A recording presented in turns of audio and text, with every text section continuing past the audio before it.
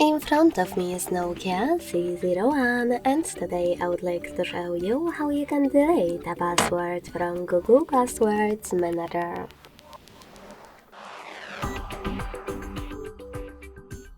Begin by opening Settings and scrolling down to access Google. Then tap on Autofill, Autofill with Google, and Passwords.